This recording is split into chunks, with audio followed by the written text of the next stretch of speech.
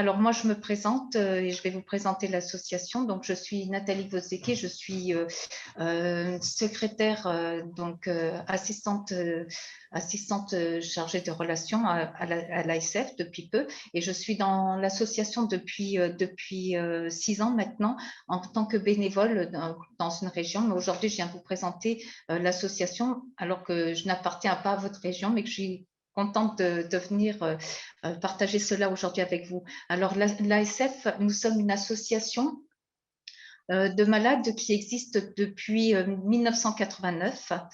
Nous avons fêté depuis 1998, excusez-moi, et nous avons fêté les 30 ans en 2019. Donc, aujourd'hui, elle comprend 22 bénévoles, dont 13 administrateurs, 5 membres du bureau et un salarié à mi-temps.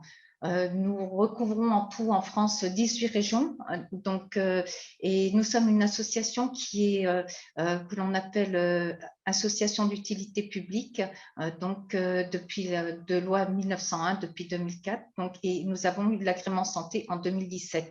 Et à ce jour, nous comptons 1268 adhérents. Donc, c'est pas mal. Et comme le professeur Achula le précisait, nous avons un conseil scientifique qui comprend 6 médecins avec lesquels nous travaillons vraiment très bien et que nous sommes ravis d'avoir auprès de nous pour nous conseiller.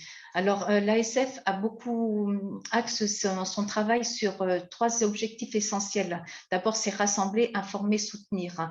Alors, en premier lieu, c'est d'abord tout ce qui concerne les malades. On va essayer de soutenir de notre mieux les malades, en premier lieu en les accompagnant du mieux que l'on peut, essayer de rompre l'isolement, d'entretenir les liens en mettant en place des rencontres sur le terrain. Bon, cette année, ces 2 dernières années, c'est particulier avec la pandémie Covid, c'était difficile, mais nous avons développé beaucoup les visios, les rencontres en visio. Et notre but, c'est d'écouter, de soutenir, d'informer. Pour informer, nous faisons donc ces visios, et nous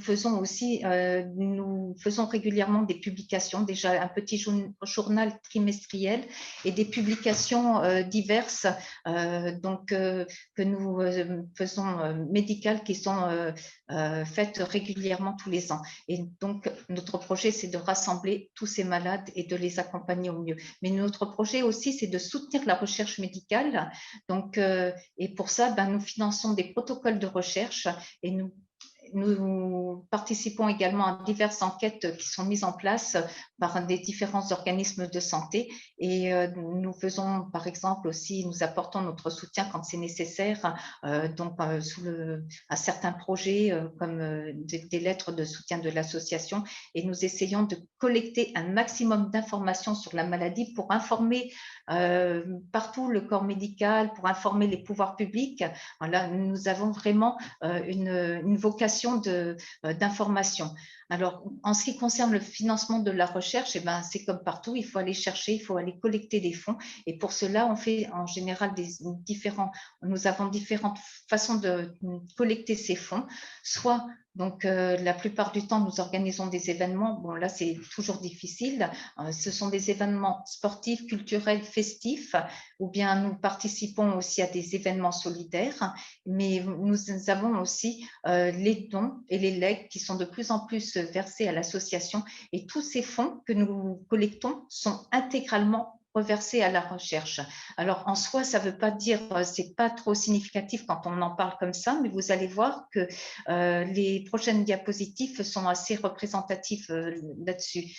Alors, par contre, comment nous allons fonctionner pour financer la recherche, parce que le but n'est pas de financer n'importe quoi, et bien déjà, c'est grâce aussi à notre conseil scientifique qui joue un rôle important à ce niveau-là de conseil. Tous les ans, nous faisons un appel à projets. Ça concerne aussi bien des projets d'ordre médical, paramédical ou biomédical. Donc, en général, c'est en début d'année. année. Ensuite, donc, à réception des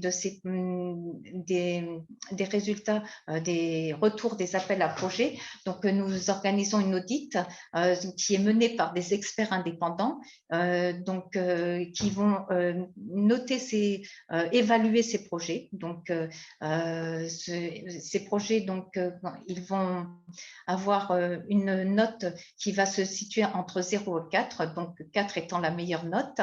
On va aussi prendre en considération le coût, la faisabilité du projet, la méthodologie. Donc, ce sont tous des axes différents qui vont permettre d'évaluer le projet, les bénéfices pour le malade, très, très important aussi, et l'intérêt scientifique. Alors, donc, les experts évaluent ce projet. Après, le conseil scientifique débat ensemble et nous fait part du résultat de leur sélection. Donc, et après, le bureau, un petit peu aidé, soutenu par le conseil scientifique, va choisir les projets qui vont être financés. Ensuite, donc ces projets concernent aussi bien des projets chercheurs, ce sont donc des médecins qui sont en poste depuis très longtemps, que des projets jeunes chercheurs. Alors, ce sont de jeunes médecins.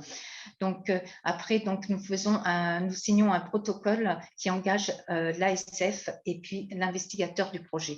Alors, pour vous donner, comme je vous disais, c'est pour une association comme la nôtre, et ce qui prouve que nous sommes très, très actifs, c'est quand on regarde le montant et le nombre de projets que l'on finance. Pour cette année 2021, donc ce que nous venons de sélectionner récemment, nous avons retenu 5 projets. Donc, chercheurs.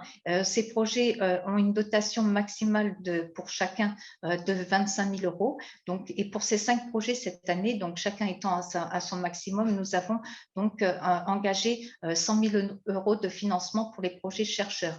Ensuite, nous avons aussi financé cette année, retenu 3 projets jeunes chercheurs. Donc, pour les jeunes chercheurs, comme ce sont bien souvent, il peut y avoir besoin d'un peu plus de moyens. Nous mettons un maximum de 30 000 euros donc, par projet et le total des dotations de cette année 2021 s'élève à 70 000 euros puisque tous n'ont pas été à leur maximum.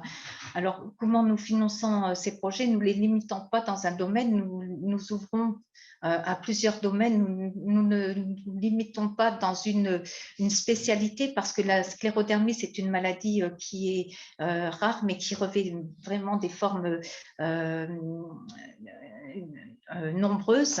Donc, ce sont des maladies de système.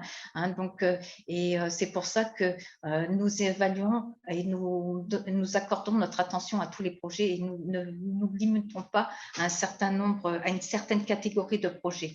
Donc, mais le fil conducteur, c'est toujours qu'il soit pertinent, faisable et pertinent pour les malades. Ensuite, pour vous donner encore une indication, je vais faire vite parce qu'il y a d'autres, c'est la dernière diapo, pour vous donner un peu une indication. Depuis 2020, nous avons commencé à faire le financement de la recherche depuis 2020. Nous sommes actuellement à plus de 2 500 000 euros. Nous approchons, nous ne sommes pas loin maintenant des 3 millions d'euros. Je pense qu'en 2022, au plus tard 2023, nous aurons dépassé largement cette somme. Pour vous donner une indication, l'année dernière, nous avons financé 9 protocoles, ce qui est énorme. Alors, tous les ans, nous ne finançons pas le même nombre de protocoles parce que ça va dépendre du type de protocole que l'on a, s'ils sont intéressants, s'ils sont faisables. Et puis, nous sommes obligés quand même de limiter quand même à un certain nombre. Mais 9 protocoles l'année dernière, c'était pas mal. En 2018, nous en avions 7. Sinon, c'était en général, auparavant, c'était 4 et puis progressivement, ça augmente. Cette année, nous en sommes de nouveau à 7. Voilà donc pour ce que je pouvais vous dire pour l'ASF et je vous remercie de m'avoir permis de présenter. Merci beaucoup pour cette présentation de l'ASF. Je pense que c'est important que tout ce qui se fait autour des maladies rares, vous savez, depuis ces 20 dernières années, se fait avec le partenariat des associations de patients et le plan maladies rares qui a permis l'identification au sein de la France et de l'Hexagone des centres experts, c'est grâce aux associations de patients qui ont agi auprès des politiques. Et les politiques ont pris des décisions de financement et d'aide des centres dédiés aux maladies rares.